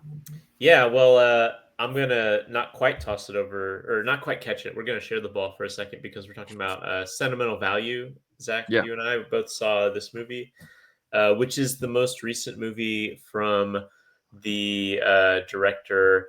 Now, I had been pronouncing his name as Joaquin Trier for my entire time that I've Is that been not aware of it? this guy. No, so I went to this is my first public screening that I went to, in which he was there and was introduced as Joachim because it is Okay. because he is Scandinavian. Okay. So this is the Norwegian director behind probably the most famously because it's most recent is The Worst Person in the World, but also like Louder Than Bombs or Oslo, August 31st. Um, Elma. yes, I really like this director. Ole Joachim. And this movie is about, it kind of sounds meta, but it doesn't really play that way. It is about a filmmaker. He's an aging filmmaker who has basically become estranged from his daughters because he has basically just been an inconsistent and inconsiderate presence in their lives. Um, but he has returned to their lives because he's written a movie that he wants one of his daughters to star in. One of his acclaimed movies from way back in the day starred one of the sisters as a young girl. And he kind of wants to rekindle his relationship with his daughters by having her star in a movie. The daughter says no because she doesn't trust her dad. And so he instead seeks younger talent and gets hooked up with a character played by Elle Fanning, who is this kind of ingenue starlet who has enough clout to get him funding because as an aging auteur who's European auteur whose best days are behind him, he's having trouble securing funding. Um, and so while this is happening, the mother, his former wife, and the mother of his two daughters has recently died. And they have to figure out what to do with the family home. The movie opens, in fact, or I think it Mhm. opens, Yeah. with a long narration of the history of this home, which has, been in the family, has had all sorts of major life occurrences happen, but now, like, is in sort of a limbo because when the parents divorced, uh, the wife, the woman got to keep the house, but they never actually finished the paperwork for transferring the deed over to her, and so it remained in the deed remained with the father, the filmmaker, and so now he's coming back and wants to film in the house while basically they're trying to clean up the house because it's probably going to be sold. It's a little bit unclear what's going to happen to the house. So it's really a movie not exactly about filmmaking, but more about the ways that these kind of generational and familial rifts intersect with the film that is being made, and a lot of it is the kind of shifting dynamics of the father and daughters together. And also kind of a rumination on age as this aging filmmaker sees his peers, start dying. Obviously, his ex-wife has just died, and he's kind of seeing the world shift around him in a way that makes him feel maybe incompatible with how the world is becoming, at least incompatible with the kind of films he wants to make, since he's having trouble securing the funding for them. And I liked it. Zach, what did you think about this?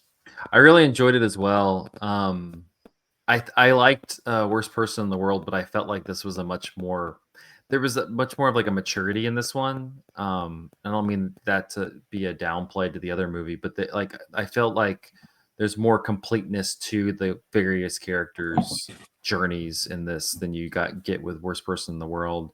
I also loved like the way they incorporated the history of the house. Like Yeah, that I'm was always wonderful. I'm always fascinated by movies that like kind of play with the concept of like time reverberating through a space.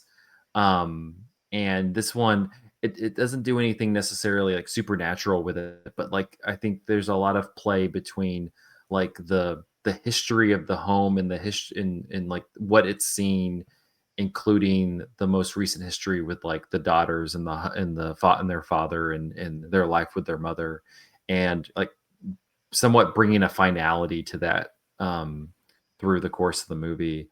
And the way that it works, where you get these like sequences of narrative, like narration that like happen, and you get like this old footage and stuff.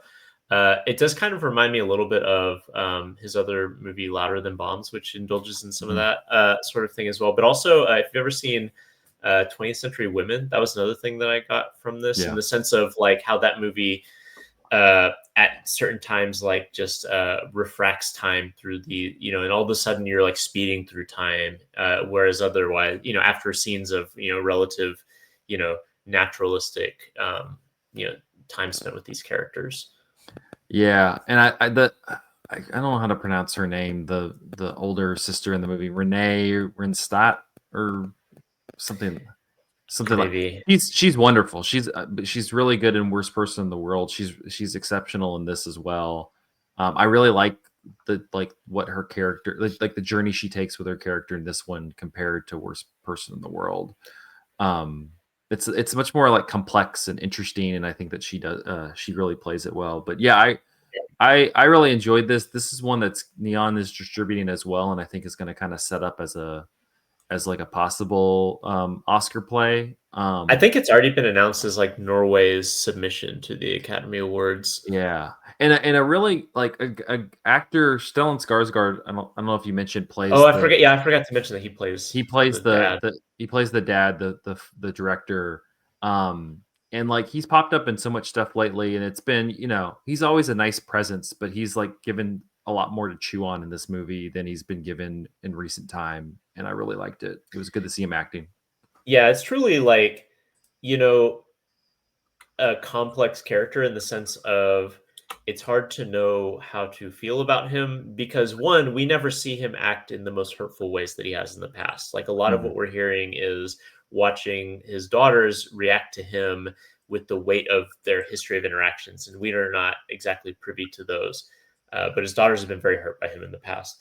But also, he's presented as a sympathetic character in the sense of we're tracking like his kind of growing obsolescence and his growing like feeling of like his desire to still make art, but his struggle to do so. I don't know. It's a really there's a lot of tension in the performance that I think is really, really wonderful. The one thing that has really nothing to do with anything that I want to add is there's an incredibly funny sequence where he's gotten funding for this movie by Netflix, and he like does a press conference with him and Elle Fanning's character to like talk about this movie that they're going to be making, and him, this European auteur who hasn't made a film in 15 years processing Netflix's release style and everything it's like a 10-minute sequence that's incredibly funny. Yeah, is that the same or is it a different sequence where he like chews out that interviewer who it's the same like, sequence? It's the same. Okay, yeah, because like a thread in the movie that is not the main thread, but is an interesting thread is Elle Fanning's character who, is kind of on the other side of what Stellan Skarsgård's character is dealing with in the sense of he has all this gravitas because of his past, but can get no institutional like traction because of what the industry is right now. Whereas she has all the industry traction in the world. Like she can help produce this movie, her name attached to it, like, gets all this stuff, but she is grasping for like gravitas. Like she's not taken seriously because of the roles she's done in the past. And like I think that's a really interesting role. I mean, I think Elle Fanning obviously has proved herself to be a good actress, but she's really good in this movie as the character that she's playing. And the connection between her and the Stellan Skarsgård character is like really good and also complex, in a lot of ways. That I like. I really like this. It was one of my favorites at the festival. Yeah, really good. And especially if you've liked his other movies, like it's kind of playing to that as well, for sure. I'll go kind of quickly through the other two movies that I've seen, see if we can finish this out in under 2 hours. But I saw the new Park Chan-wook movie, No Other Choice. We mentioned that earlier. And I can go kind of quick on this one because it is yet another movie where it's probably fun not to spoil everything about it. But the kind of log line is that you have this guy who is working at a paper company, not like The Office, but like they pulp paper and stuff. And so he works in kind of like this factory setting, and the movie opens where it's like this almost like cartoonish like figure of like middle class contentment. You know, he's got a wife, a family, a house, and a job he's pleased with. He won the 2019 Pulp Man of the Year. They make a big deal out of that. And he's basically like, I got it all. How could my life get any better? And then he's laid off. And that's the first time you hear the title dropped in the movie, is the company being like, we had no other choice. We have to, downsize, et cetera, et cetera. And so this like sends him into a tailspin where he joins this recovery group for people who are existentially unable to deal with the fact they've lost their jobs. And it's like a support group for like, you're going to get back on your feet. And they create these mantras of like, we're going to get a job in 3 months. And then he goes to this group and then like jumps ahead 12 months and he still doesn't have the job he wants. He's like doing this kind of, work that he finds menial, and he wants to get back into the paper industry. And so he applies for a job, and the interview kind of goes poorly, and he realizes he may not get the job. And so kind of he feels that, again, like in the title of the movie, he has no other choice but to make sure that there's no competition for this job. And so he starts looking up like the people who also applied for this job. And then from there, hijinks ensue. This is a movie that I think in some ways honestly feels not like what I'm used to Park Chan-wook movies being like. It's certainly not like The Handmaiden, which is very stately in a lot of ways. And it's not even like Old Boy or those sorts of older movies that he used to do, where there's like almost this like cartoonish violence in the movie. Like this movie is like this movie has pratfalls. Like this movie has like there's a consistent undercurrent of like this kind of really dark comedy. As this man like just kind of spirals out in his life, because of the ravages of like neoliberalism at play in his, in his career. And like, honestly, and I mean, I don't want to put too fine a point on this because there's, I don't want it to sound like there's only two like South Korean directors that people know about, but like it does in some ways feel like a Bong Joon-ho movie, like in the spirit of Parasite or that sort of thing, where you watch people react in response to these economic conditions that are so clearly unfair and unjust, and that people kind of have to deal with. And also kind of like a Bong Joon-ho movie, it has this complicated tone where it will veer wildly from slapstick to, stuff that's maybe a bit more like overtly dramatic. But a lot of it is really funny.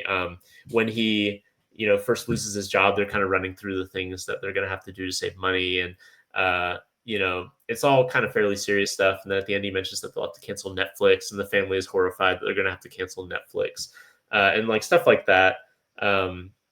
Anyway, I thought this was really fun and funny. And I enjoyed it. I enjoyed it quite a bit. And the places it goes are I thought pretty surprising. I didn't really know a lot about this movie going in, except that it was the new Park Chan-wook movie. And I enjoyed just watching this movie unspool as it went on. So that was that. And then the last movie I'll talk about is also another movie by kind of an established auteur. I kind of feel like the three that I'm talking about are all like, hey, remember these respected art house filmmakers? They've got a new one. So this is the new Christian Petzold movie called Mirror number 3. Mirror number 3 is like, mirror. Yeah, I know. Anyway, the title comes from a Ravel piece. There's a pianist in the movie. I think that's the connection. I'm sure there's a more thematic connection with the piece had I known more about the music itself. But so Christian Petzold, you may know from movies like Transit or Phoenix, or A Fire, which was I thought it was last year, but I guess it was 2 years ago that it came out. And like a lot of Petzold movies, there's kind of like a specific, like almost high concept thing going on here that in some ways like recalls, maybe like a Hollywood screenwriter turn. So in this movie, you have Paula Beer, who's been in his last few movies, has kind of like, I guess, replaced Nina Haas as like the muse kind of, starlet or whatever. But she is in a relationship with this guy that she doesn't seem thrilled with. And at the beginning of the movie, they are in a car wreck because she decides she doesn't want to go on this outing that they had originally agreed to go on. So they have to turn around and go back. And as they're going back, they're in a car wreck where the dude is killed. And she is merely just injured, not very badly, but enough that she has to take it easy for a few days. And they've crashed in front of this woman's house. And Paula Beer's character just kind of like spontaneously tells the paramedics, what if I just stayed at this woman's house instead of going to the hospital? And the woman is like, I guess, sure. And so they start like, she starts staying at this woman's house. And there's this air of mystery because there's clearly something going on with this woman, like the fact that she would say yes to this request. Paula Beer's character herself just seems to be kind of spiraling. Like she is a student at a university. She's studying piano. But like, she's not happy with her life. So like, there's a sort of sense of she's just kind of desperate and like doesn't want to go back to the life she's in. She's discontent with. But the woman, it's unclear what's going on with her. She seems to live by herself. Although later in the movie, we find out that she has a husband, perhaps ex-husband. It's a little unclear to me, and a son who work at like a mechanic shop down the road. And basically, the four of them start increasingly hanging out. So Paula Beer, the woman, and then the two men associated with them. And it seems as if there was once another member of the family. And what has happened with her is we don't know yet. Why is this woman so welcoming of Paula Beer's character? And that all sounds really sinister. And there is an element of like, maybe sinisterness, but there's also like a really sweet element to the story as well. It is ultimately like a movie about how people deal with loss and how people find connection with each other in a way that like, for as like kind of unsettling as some of the early goings are, it doesn't quite end in the place where you might think. Like there's like Vertigo sort of stuff going on here where like characters are trying to replace other characters, with, people without their consent and stuff like that. But like, unlike Vertigo, which, ends with extreme disquiet, this kind of weirdly finds like a resolution that feels very, like affectionate almost for all of the characters rather than treating these characters as like kind of bizarre, like objects of psychosis or something. I really liked it. It's not as like, it's not going to replace Transit or like Phoenix as like the kind of go-to like top shelf Petzold movies. But I think that this is Petzold, like, giving a very good understated movie. I enjoyed it a lot. So It sounds there we like go. that description just sounds like a Christian Petzold movie. I mean, it is. I mean, like, yeah, like you know what you're into with a Petzold movie. It's not going to like radically reshape your idea of what a Petzold movie is, but it delivers fun. It's absolutely. They're fun. They're fun. What people say about Christian Petzold. He's a fun guy. I'd get a beer with the guy. Like, those are both great movies. All right. Well, I'm gonna try to end it before we hit 2 hours. And but, just under the wire too. Just under the wire. Like I said, we'll have reviews of this coming out later this year that you can find on the website. Maybe I can't promise at any time or date when we'll have that. And be watching, if you've listened this long, be watching the Cemetery feed. We'll have a new series coming out soon. Mm-hmm. So until then, thanks for listening, and we will see you at some undetermined time in the future. Well, next month. Next month. Yeah. Undetermined.